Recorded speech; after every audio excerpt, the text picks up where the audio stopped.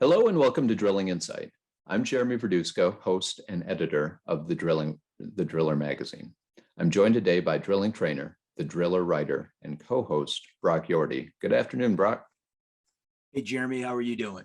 I'm doing pretty well. Just keeping things going here at the Driller. We're busy working on some special things for Groundwater Week, so we're really excited about that. And we can talk more about those another time, but we're always working on something here. So on today's show, we have Colt Mccarthy. Thanks for being on the show, Colt. We really appreciate it. Thanks for having me. So Colt is president of Venture Drilling Supply. The Austin, Texas-based company has locations in California, Arkansas, and Oklahoma as well. Supports clients in water well and mining across the U.S. with new and used drilling equipment, as well as service in the field. So we brought Colt on the show to talk about the challenges of keeping drillers up and running and other topics. So let's get right into our first question. Colt, did you choose this industry or did it choose you? Yeah, I love that question. It's something I always tell people. You're either born into the drilling industry or you fall into it. And most people don't know really how they fell into it. They just end up in it. Yeah. So I was born into the drilling industry. So I would say that I didn't really have a choice. It chose me. Excellent. And that's, we have a lot of guests on the show. I don't know how often I get to talk to another son of a father that was a driller and so what was it like being part of the family drilling business? What was your first job? Well, so yeah, my story is a little different in that, our founding, my late father, Wayne McCarthy, passed away in '94 in a late model stock car accident. And so I was almost 12 years old at that point. So my experience is very different than someone who got to grow up, with their dad behind a drill at a certain point. I was drug along to a lot of projects. So we would, I remember walking around a drill, whether it's an old CP or something, for hours and hours in the field while my dad and his guys were drilling. It was probably during the summer when I was out of school. And I look back like, what was I doing for 8 hours? Probably an 8-year-old just roaming a field in the middle of Oklahoma while the rig's running. I always remembered my favorite part of the day was that silence when the rig would shut down and I'd start making my way back to wherever I felt like I had wandered away from. But those things were so loud back in the day with the Detroits with the turbo supercharged engines. They just screamed. And so, growing up, they were jungle gyms for me, essentially. I mean, we always had rigs in our yard, and I climbed on them. I knew every inch of a drilling rig, not necessarily what it did, but it was just this familiar, just fixture in my life. So you touched a little bit on it, but what drove the transition from contractor to supplier? Well, that was, when my dad started the drilling company in '77, Venture Drilling Incorporated, there were not suppliers. I've talked to people in the mining industry, and we were originally, a Sandvik Mission downhole hammer distributor, and that was when they were first taken off. I've got a picture of me sitting on top of a box of hammers and bits. I was probably almost 3 years old. My dad's standing there with all the hammers scattered out and stuff. And I remember they started placing ads, and I don't know what publications they were, but people were calling us for hammers because no one really knew what a downhole hammer was in the industry. And so it was the short answer is that he needed someone to supply himself parts for his drilling operation. He was very vertically integrated, self-reliant thinker. And so I'll just start my own relationships. And we already had mechanics to work on our own equipment. And so if you needed someone to help out, I mean, my dad was the type of person that would send his guy to help work on your rig if you were down, whether he was a supplier or not. That is really interesting to realize that if nobody's going to provide it yourself. How did it scale from there to, today? Yeah, that's so when he passed in 94, I believe he'd told my mom, hey, if anything happens to me, shut down the supply business. Like it's just it's it's not gonna make anything. And so she didn't actually do that, and realized that we had some people on board that could keep it growing. We started looking at manufacturer relationships. I believe Rich Drill had told us that wasn't the right timing or no at the time, and eventually Ingersoll Rand said, yeah, this looks like a good company. You're in the right location. We've got some some good customers in the area that let's give you guys a shot. And so that was late 90s, and Pence Brothers happened to be in Tulsa, Oklahoma, and that happened to be when the natural gas boom started really taking off, and the RD-20 rig was in high demand. And so that was really a good way to start our supply business. So you've been in the supply side for a while now. You've got a lot of experience helping folks out in the field. What's the challenge right now? What's your big challenge supplying drill rigs?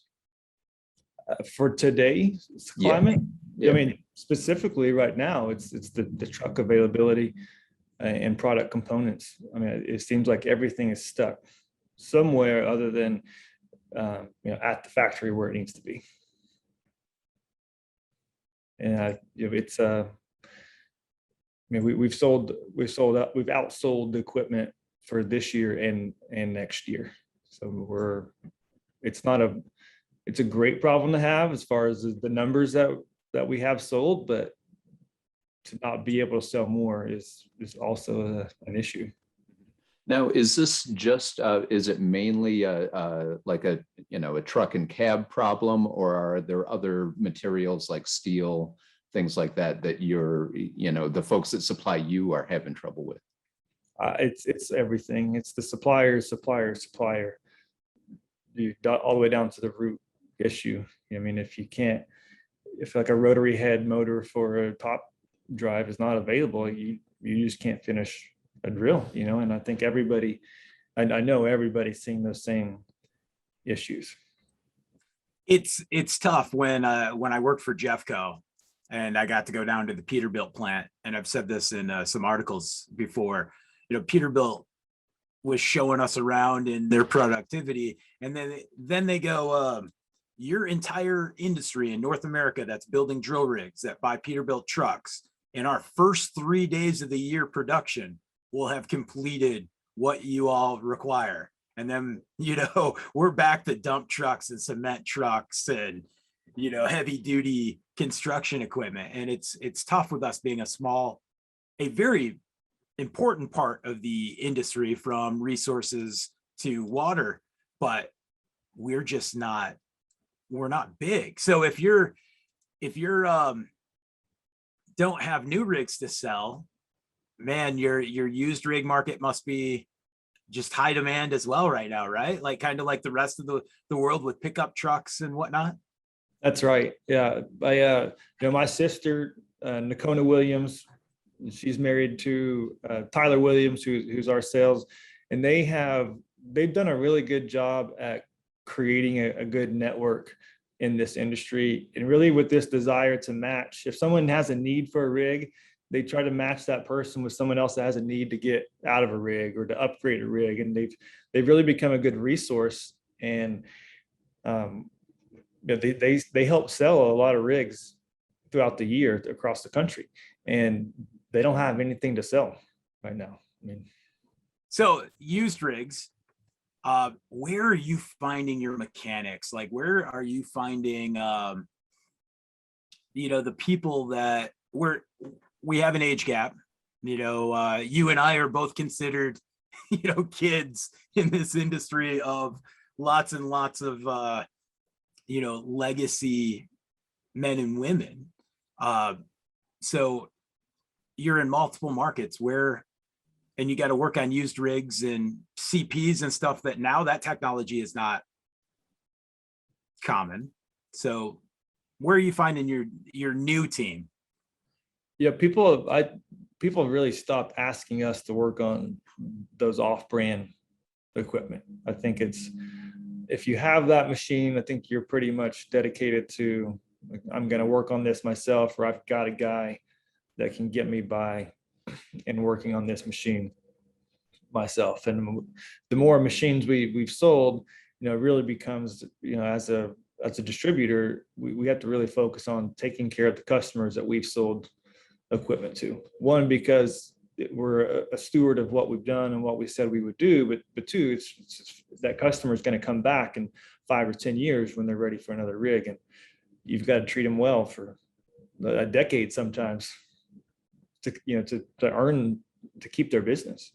So that didn't answer your question of how we find mechanics right now, but that's I know we're not alone in that in the industry, and we've struggled with that for I've been part of the supply company now for 14 years, and that's always been a struggle, and it's only getting harder. I think we have to me, the people that you want to find are people that aren't comfortable and content with just knowing how to work on one thing, but they are up for the challenge, and that's showing to be of the small pool that we have available. And that might be a few percentage of people, as I've learned more about mechanics, that not everybody wants a challenge. A lot of people like to have the confidence that they can go fix it, and that they're confident before they get there. So that's been, I think, a real awakening for me, is that there's a certain person within the small group of certain people that we're looking for to be the future rig mechanics. Yeah, and I can imagine once you find those people, you hang on to them for dear life. Yeah, we're paying as much or more as Caterpillar is paying for their mechanics. Yeah. So from emissions and safety features to even remote controls, rigs have evolved quite a bit in the last 5 or 10 years or so. So how has that changed from a support standpoint? How has that changed for you? I mean, the emissions piece has really put us in a bind. We want to be able to take care of every call that comes into us, and we have talked about getting programs, whether it's the CAT specific, Cummins specific programs to go address these things, but we can't file warranty claims if it's an emission issue. We can only do so much before a CAT or Cummins mechanic has to come out anyways. And the mining segment's really what the emissions have hurt. The downtime that it causes the mining drills is, it's a staggering number. 10 to 15% of utilization down from emissions on average, not even the ones where you have problems and they're continually down. But so that's one segment, the emissions. Thankfully, it seems like the water well rigs, they have had better luck or better development. The workloads that they run at seem to be working at a manageable state for the emissions to be more reliable than they were in the early, 2012, 13, 14. But on the technology side of things, I think it's fine if they get more complicated, because sometimes it makes things more simple.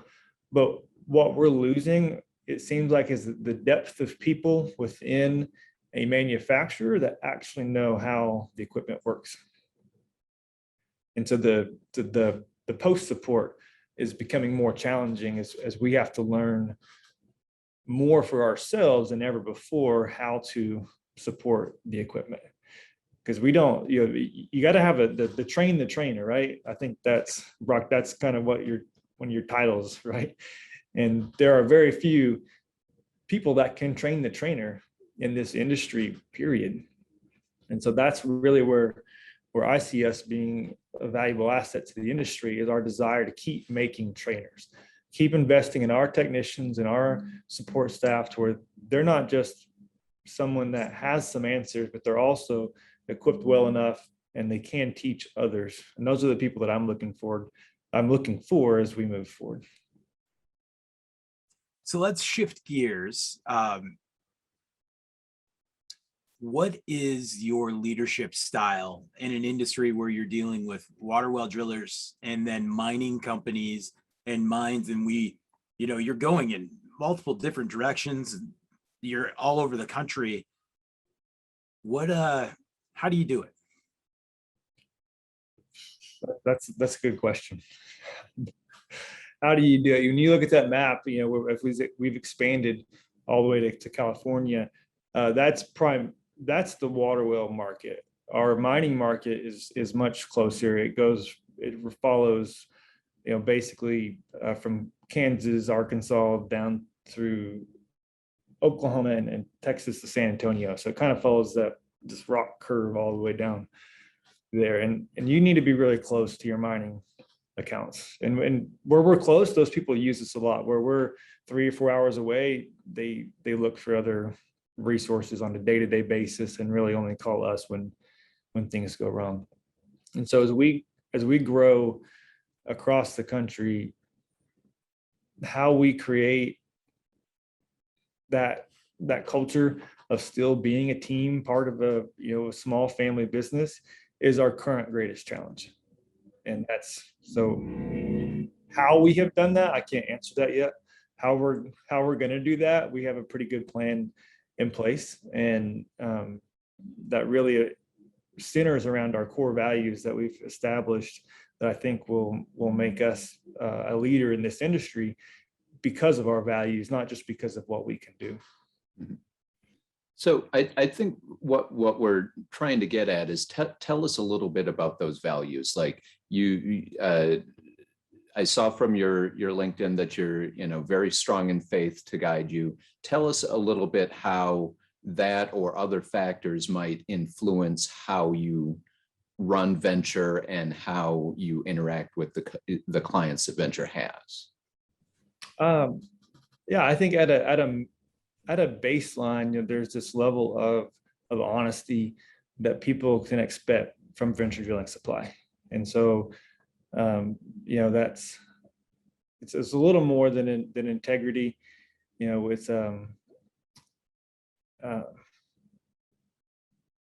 think that just starts, doing the right thing. People expect that. I think you can also have a reputation for consistently doing that, but you start looking at, from a faith standpoint too, is this business isn't my only purpose on this planet, and someday I won't be here, and neither will this business, and there'll be, other things that I'll be accountable for my time, my family, my friendships, the relationships that were built around the business and through my time as my vocational time. And so that gives a good perspective that there's a lot more things that are important as well as having a profitable company. But I've also come to realize from a young man that grew up in a family business that didn't necessarily have to fight tooth and nail to keep a business, that if you're going to create this environment where you want to give back outside your company, give back to your employee business, that takes profit. And so you can start working for a profit, knowing that you're going to be giving it back, but also you now have more of a mindset and a goal of, hey, we're going to work towards these things because we need money to do these good things.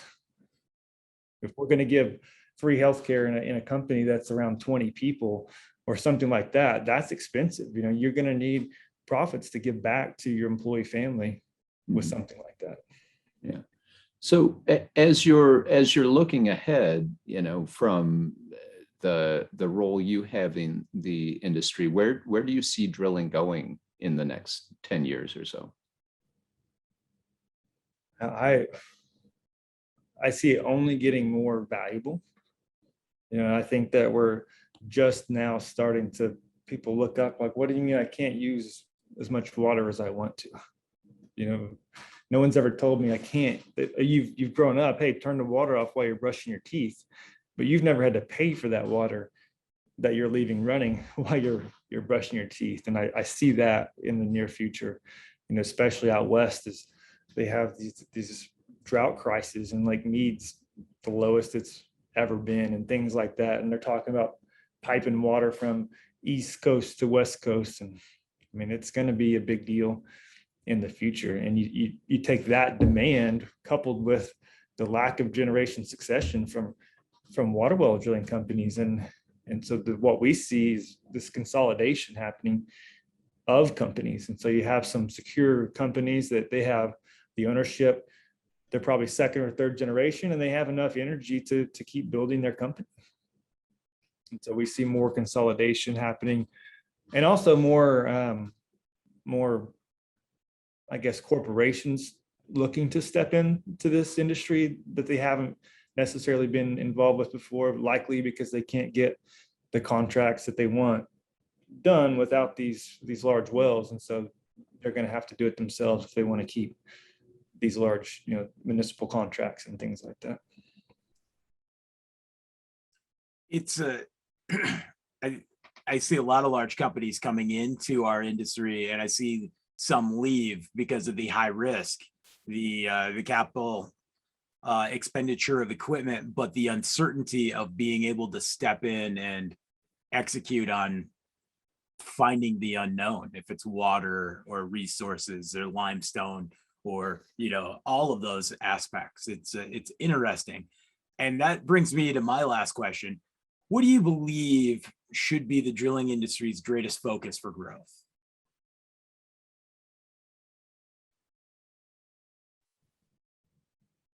For growth, man, I just think we need people that want to be in the industry.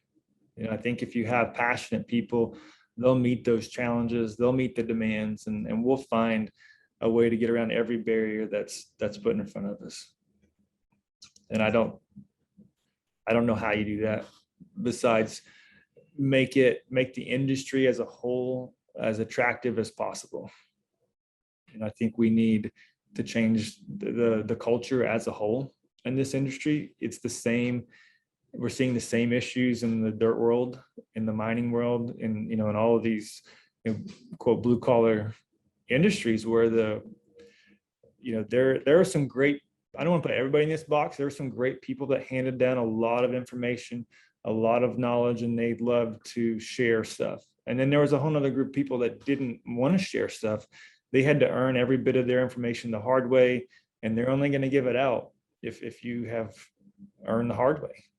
And there's a big generational gap in that mentality and that thinking, and we're going to lose more in the next 10 years than we'll probably gain in the next 50 years. It's hard to, it's a big challenge, but I think that it starts with changing the culture of the industry as a whole. Well, with that, I think we'll wrap up today's episode. Thanks again, Colt, for being on the show. So I just want to revisit this last point. We've here at The Driller worked hard to kind of talk to and document some of these longtime industry veterans and get some of the perspectives that you're talking about that could inform folks today and be that resource. So we're here at The Driller, we're very concerned about those kinds of things being lost or, falling through the generation gap. So what are your thoughts on the talk today, Brock? I completely agree. We've done a lot of these podcasts now, and we've got to interview some fantastic people. And I think what was great about today's discussion with Colt was the fact that, they're in the drilling industry and doing all these cool things, but he hit home several times that it's the people, it's the importance of the people. And I joke often that I go, we need more younger people, because I want to be, instead of just the kid to old man, I would like there to be some years where I just get to be like the middle-aged guy, but that gap keeps going. And we're filming this and it'll drop in in a couple days or weeks, but it's Veterans Day tomorrow, and we have some great people in the construction and drilling industry that are veterans, but we should be trying to hire as many veterans as possible. And there's the program helmets to hard hats, and there's plenty of opportunities out there with the Red Horse gentlemen that are drillers and mechanics and have worked on equipment in remote locations. So when Colt says, hey, I need you to go to San Antonio, that's not nearly as bad as trying to work on that compressor in Afghanistan, you know? And I think we need to be snagging up as many of those talented men and women. The same with the Army that drill and the Navy Seabees. And we got some great drillers and mechanics that we don't need to let them go to, you know, steel construction or that type of, or the oil field. We need to find them, snag them, and just keep a hold of them and make them a bigger part of our industry. Yeah, I agree 100%. I mean, we have Fort Hood up the road from us, and you know, we don't hire that many people. You know, we're not a contractor, so our work is not as labor intensive. You know, my brother Ace McCarthy runs 2-8 Drilling, which was Venture Drilling Incorporated. So he has his blast hole company, you know, the blasting license side of the company now, and then he still does specialty water well projects, just residential, commercial water well, some cathodic protection work, you know, and things like that. And so he's one of those people that are going to be hiring much more, you know, volume of people. And he's got the same mindset of how do we create this great culture for these great people and give opportunities that, you know, he sees from small towns. You got to make this job attractive. You know, don't put them in the you know, the dirtiest old trucks that you can find to save $1, but give somebody a nice truck. You know, put the money in towards that, and you know, create that culture that they're going to take care of it. You know, and you empower people to do those things and make it as attractive as possible, not as detractive as possible. You know, when you step up to your rig and it looks like it's never been washed in the 30 years that you've had it. I mean, most people don't want to, that's not something they're going to step up to and say, this isn't nice. Yeah, I want to do this, you know. And I think that perception from the ground up will make a difference in attracting those people to the industry, because it looks like you know what you're doing, that you care about what you do. It shouldn't be the last place that you can find a job to work at it. It should be, you know, up on your list of, but that's pretty cool. I get to travel. I get to be outside, outdoors. I get to face challenging circumstances and be a part of an industry that I'm going to be really valuable in the next decade, because there's not anybody else stepping in. All right. Well, thanks again to Colt McCarthy. Where can the audience find out more about you, Colt?